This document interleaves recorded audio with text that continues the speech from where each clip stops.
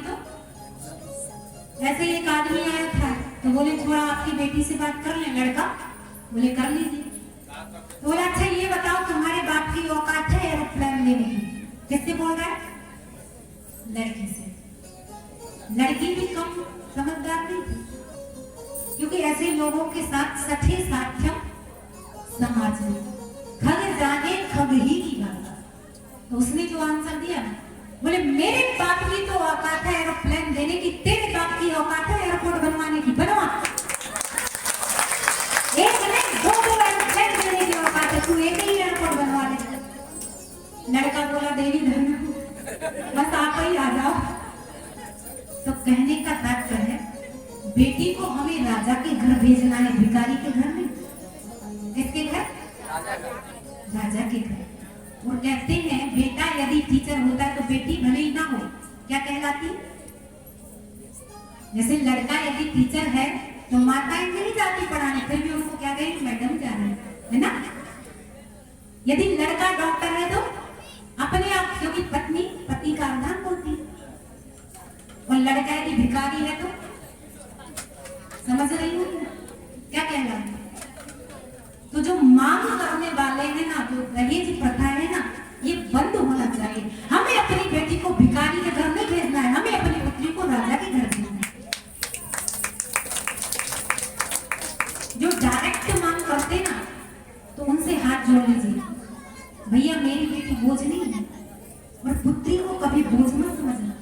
जिस घर में पुत्री आती है ना, समझ लीजिए लक्ष्मी का आगमन होता है। कुछ माताएं होती ना कि डॉक्टर के पास जाएंगी, घर में बेटा है, बेटी बेटी हुई तो। और एक बात याद रखना, पुत्री को गर्भ में मारना ये सबसे बड़ा अपराध है। इसका कोई प्रायश्चित नहीं है संसार, ना तो दुनिया में और ना भगवान। और एक बात अच्छी करें, बारिश में छाते की तरह होती है बेटियां। माँ बाप यदि दुखी हो तो रोती है बेटियां, और टूटे हुए खिलौनों से खेला करती हैं, पर कहती नहीं है इसीलिए क्यों? क्योंकि लक्ष्मी की स्वरूपा होती है बेटियां। बेटा भले ही आने में देर कर दे पर बेटी तुरंत आ जाए। यदि माँ फोन कर दे ना कि बिटिया आज मेरी तबीयत खराब है, तो सारा काम छोड़ करके माँ को देख लो। बेटा देखते ही कल समय मिलेगा तो, अब हो सकता है कि कल तक, जब तक उनको समय मिला तब तक। तो बेटी को बोझ नहीं समझना चाहिए। बेटियां बोझ नहीं होती। बस वही बात है कि संसार ऐसे दीजिए जिससे कि वो संसार में जिए ना तो सिर उठा करके जी सके। बस संस्कार का ध्यान रखिए। गर्भ में हमें बेटी को नहीं मारना। और कहते हैं इसको धनुष यज्ञ क्यों कहा? यदि जीवन में एक बेटी का कन्यादान कर लिया ना तो वो राजसूय यज्ञ कहलाता है। और एक और नई प्रथा चली है, विवाह जब होता है तो गार्डन कहाँ होने लगे, जबकि कन्यादान कहाँ से होना चाहिए? अपने आंगन से होना चाहिए। तो गार्डन वाले तो इतने महान बन गए कि संपत्ति उनके घर में, और हम अपना यज्ञ जाकर के दूसरों के घर में। ये हमारी संस्कृति नहीं है। हाँ, मेहमान के लिए गार्डन करिए, लेकिन कन्यादान अपने आंगन में। भले ही घर छोटा हो, लेकिन बेटी का कन्यादान आंगन से ही होना चाहिए, क्योंकि ये कन्यादान नहीं है, ये यज्ञ है। और राजसूय यज्ञ का अर्थ होता है कि सर्वस्व जीत करके जो यज्ञ किया जाता है वही एक कन्या है। और धन्य है वो माँ बाप जिनके यहाँ बेटी जन्म लेती है, क्योंकि बेटा एक कोई को काटता है, लेकिन बेटी दो दो को काटता है, इसलिए बेटी दो नहीं होती। और आज जनक जी क्या कह रहे हैं? धनुष यज्ञ सुनी रघुकुल लाथा। क्या जोड़ा? धनुष यज्ञ। तो कन्यादान जो होता है ना, अपने आंगन से ही करते हैं।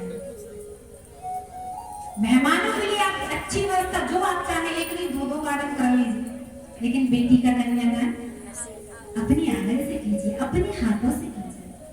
और यदि हमारे भाग्य अनुसार बेटी हमारे घर में नहीं हुई तो फिर यदि अवसर मिले तो किसी गरीब की कन्या का एक बार कन्यादान जरूर है।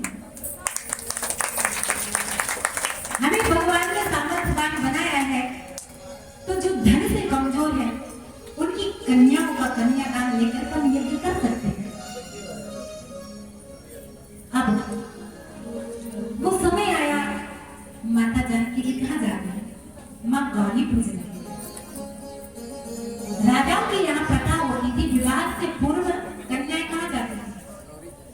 गौरी पूजन के लिए। और अब कहाँ जा रही है, जैसे हमने बताया था। और यहाँ तो एक दिन पहले गौरी पूजन के लिए गई थी और ब्यूटी पार्लर।